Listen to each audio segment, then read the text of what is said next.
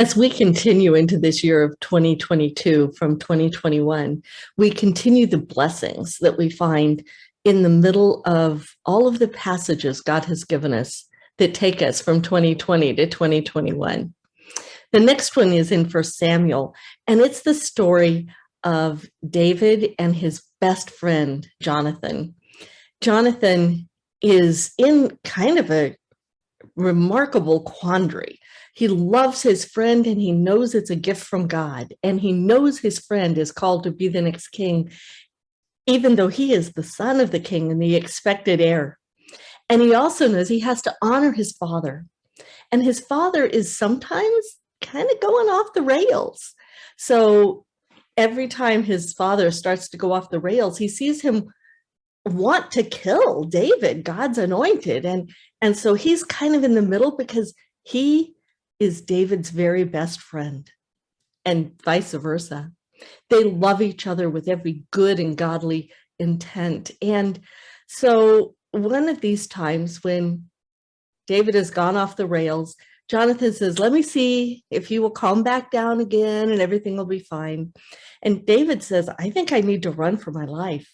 So Jonathan says, I'm going to check and I'm going to come back. And here's the plan. Here's how you'll know if it's safe to come back or not. He says, then I will send a boy and I will say, go find the arrows. And if I say to him, look, the arrows are on this side of you, bring them here, then come, because as surely as the Lord lives, you are safe and there is no danger. But then we get to verse 22 and it says, but if I say to the boy, look, at the arrows are beyond you, then you must go because the Lord has sent you away. He's a loyal friend. He is protecting his friend's life, even though he knows that he may never see him again. And in fact, he really doesn't. Jonathan has been loyal to his friend, and David is loyal to Jonathan, that even though Jonathan doesn't survive to see David become king, David is faithful. He says, I am going to gather Jonathan's family and I'm going to care for them because they are the children and the grandchildren of my friend. And so he cares for them for the rest of his life.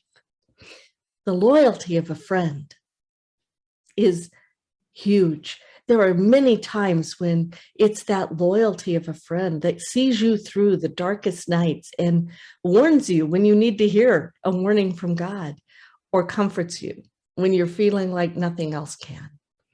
So if you stay or if you go is kind of a wonderful gift from a friend. It's not about where you are, it's about our friendship going beyond that. So may you have and may you be a loyal friend in 2022. And always remember, you have a best friend with a capital F. Jesus has said, you are no longer my servants, you are my friends. I call you my friends. If Jesus calls you a friend, you have a loyal friend and a model for being one. May that be how you live through this year.